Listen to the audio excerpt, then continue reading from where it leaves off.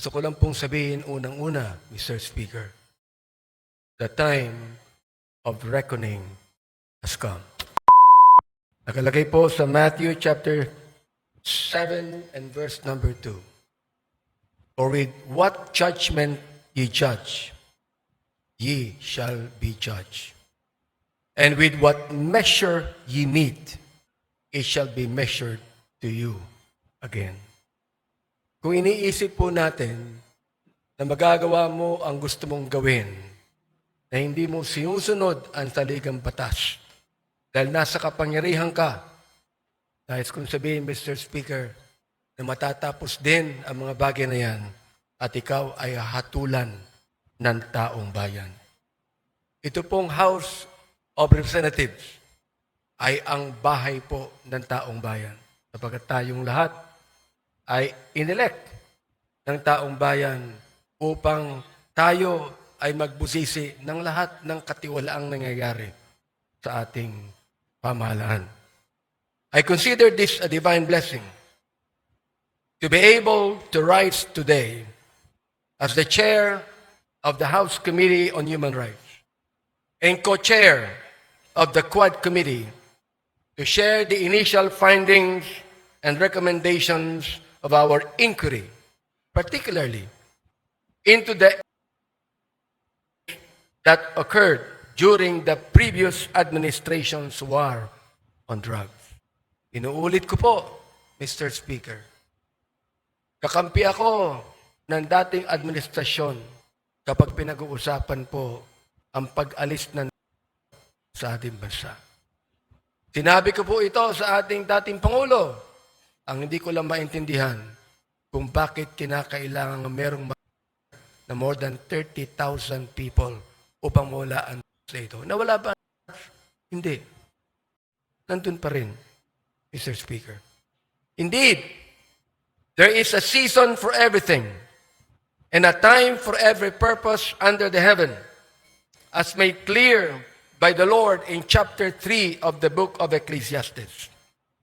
This is the most opportune time for the Joint Committee on Dangerous Drugs, Public Order and Safety, Public Accounts, and the Committee on Human Rights to present to you a progress report on our inquiry in aid of legislation. After 13 rigorous and thorough hearings of the so-called Quad Committee, we are confident that we have gathered substantial findings backed by competent evidence to make the requisite recommendations to this legislative body and to the appropriate government agencies for appropriate and decisive action. There was systematic violation of human rights and blatant disregard of due process. The deep probe into or AG case that occurred during the administration of former President Rodrigo Roa Duterte's war yielded a far deeper tragedy into the lives of the Filipino people rather than the protection and preservation thereof that it was heralded to accomplish. The numbers, Mr. Speaker and my dear colleagues, speak the scary truth. According to data from the Philippine National Police from July 1, 2016 to June 30 of 2022, 7,640 individuals were in official police operations. Of this documented, 7,173 were pushers. 440 were users that should have been rehabilitated, not and only 21 were lords. Mr. Speaker, from as far back as May 15, 2024, when my committee started digging into the EJ case, we had been presented with multiple reports indicating that there had been massive nationwide related within the period July 2016 to June 2022. Were classified either as police operations or perpetrated by unknown perpetrators, which is no different from the Sinaloa type of crimes in Latin America, which were notorious at the time, the cartel in Latin America.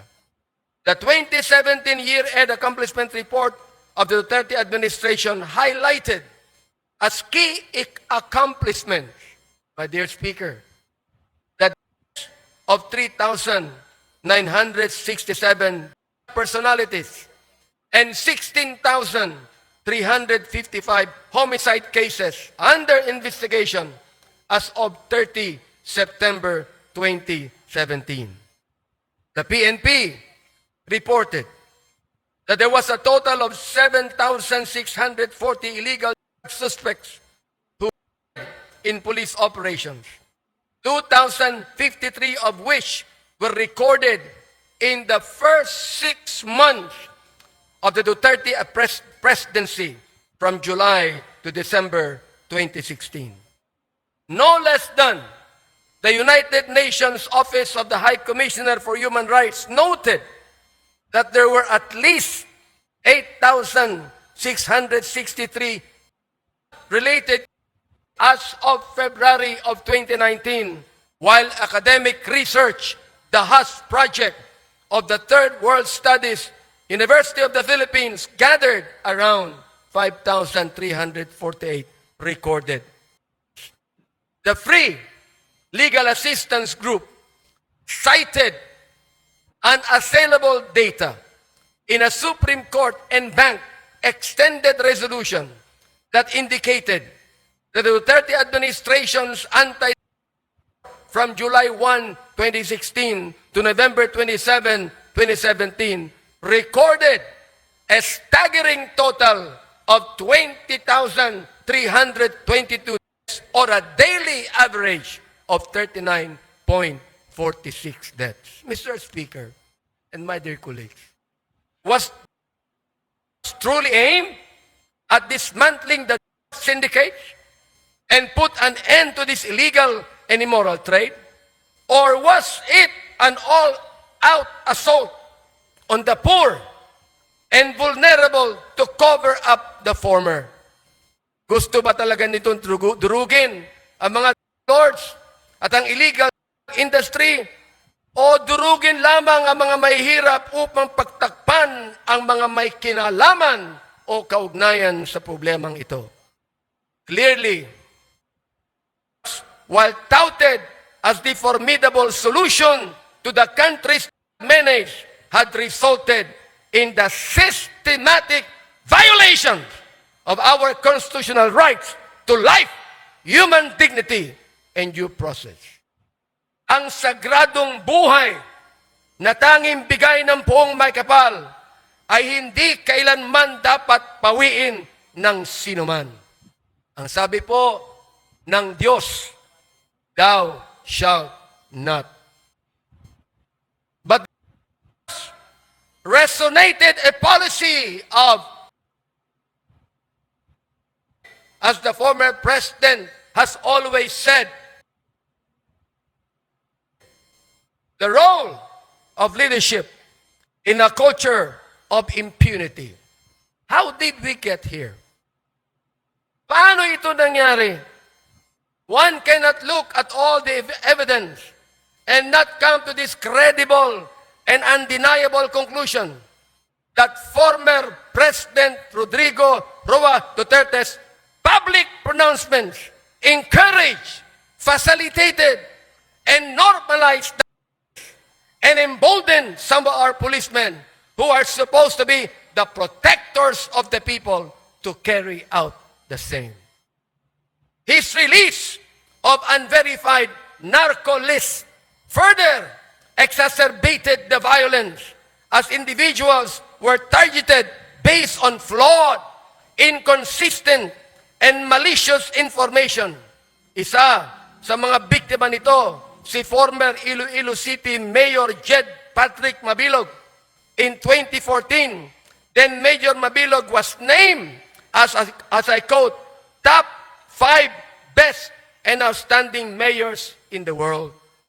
In the 2014 World Mayor Awards, mula sa short list ng best mayors in the world na isama sa ni Pangulong Duterte. Nasira ang pangalan ni Mayor Mabilog. He was forced to relocate himself and his family to a foreign land, and he was threatened with all because of unverified, unreliable list. We discovered, Mr. Speaker and my dear colleagues, that the previous administration was fueled by a perverse reward system that incentivized extrajudicial under what we now know as the Davao model. Ano ang Davao model? Under this system, police officers were given monetary rewards for killing drug suspects, transforming the duty of law enforcement from a system driven by justice into a system driven by bounties. Testimonies from Police Lieutenant Colonel Jovi Espinido, Police Colonel Ruyima Garma, and other officials confirm the existence of this system. Malinaw ang testimonya nila sa lapi ng sagradong buhay, Mr. Speaker. In a civilized society that upholds the rule of law and due process, there is no rhyme or reason for such diabolical attacks on the sanctity of life on every human being. But it was President Duterte himself who provided the legal cover for those things. The narrative of nanlaban or fought back became the legal justification for these operations, as PRRD himself encouraged officers to provoke suspects into resisting arrest, which was he admitted in one of the hearings conducted, providing legal cover for the use of lethal force. That's the reason why I even asked the question to our former president, was your policy a personal policy, or was it based upon the Constitution? There was a grand conspiracy. In the course of our hearings, we exposed disturbing cases were carried out for monetary rewards or as part of orchestrated operations. First, the 3 Chinese nationals and convicted drug lords, Chu Kin-tung, Li Lanyang, and Wong Mengpin, were under orders for a payment of 1 million pesos per person. During our hearings, person deprived of liberty, Leopoldo Tan, testified that former President Duterte personally congratulated officials involved, saying, and I quote, "Congrats, Superintendent Padilla, job well done." Pero grabe yung ginawang end of quote. Alam ko, ibabas na naman ako ng mga DDS pagkatapos nito. Gusto kong makinig kayong lahat. Alamin nyo nung una ang batas. Bago nyo kami murahin, bago nyo kami latiin, alamin nyo muna ang batas.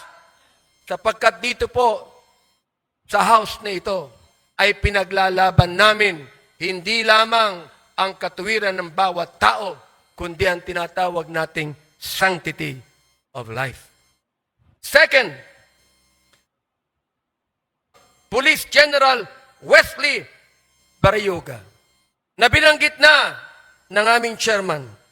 Witnesses testified that Barayuga was under instructions from police officials with a reward of 300,000 pesos given for his murder. Police Colonel Grijaldo, na kinontempo namin sa aming last Quadcom hearing. Nandito po siya ngayon. Maaaring narinig niya. Anong ginawa niya nung siya ang chief of police ng Mandaluyong City? ng general na ito ay pinatay doon sa Mandaluyong. Walang police report, walang investigation report, walang ginawa ang chief of police na ito. Siya ba'y tinanggal sa pagiging chief of police? Hindi, mga kaibigan. Samantalang yan palagi ang SOP ng Philippine National Police. We heard testimony that revealed that police officers had killed quotas and were rewarded for complying with them. Police Lieutenant Colonel Espinido detailed that a 20,000 peso reward was paid per. Yan po ang kanyang statement. Our investigation also unearthed cases where the served as a tool to eliminate competition among witnesses such as Mr. Kerwin Espinosa and former police officials SPO3 Artunio Las Cañas and Police Colonel Eduardo Acerto revealed the dark reality of a policy that prioritized over jail. Mr. Speaker, more data reveal how every effort was made to ensure that those involved in this were spared from the consequences of their action. Of the over 8,351, the PNP's Internal Affairs Service reported that 99.17% of cases resulted in the exoneration of police officers. Just imagine. Of the 32,803 policemen charged for operations, only 30 were dismissed. These numbers expose a justice system that failed the victims and their families. Out of all this bloodshed, ano naman ang naging impact sa paggamit ng Mr. Speaker? The Dangerous Board admitted that the resulted in only a slight decline. The figure of 4 million that former President Duterte cited at the start of his term had no verified basis. Sinabi pa niya na itong si Adolf Hitler, 3 milyon na mga Hudyo. Mali pa ang sinabi niya. 6 million po ang. Kaya dapat ang 3 milyon na mga. Ganun po ba ang dapat katawiran ng isang Pangulo ng isang democratic country? Hindi tayo komunista. Hindi tayo diktadorya. Tayo po ay demokrasya. Mr. Speaker, as a result of this hearing, we filed House Bill number 10986, an act classifying and penalizing as a heinous, providing reparation for the victims, and strengthening the mechanism for its prevention. This bill, otherwise known as the defines as any killing other than that imposed by the state pursuant to the provisions of the Constitution on heinous crimes, or a deliberate and arbitrary of any person not authorized by a previous judgment pronounced by a competent court, committed by a public officer, personal authority, agent of a personal authority, or any person who is acting under the actual or apparent authority of the state. Under this measure, extra is classified as a heinous crime, punishable by life imprisonment. Monetary reparation between 250,000 pesos to 500,000 pesos, as well as a non-monetary reparation, will be granted to victims and their families to be determined by the extra claims board proposed under the bill. Sana po maging batas na po ito. Next, we recommend the passage of a in custody or under Police Operations Act. This will institutionalize official recording and reporting of during police operations in custody with mandatory annual reports as submitted to Congress, DOJ, and the CHR.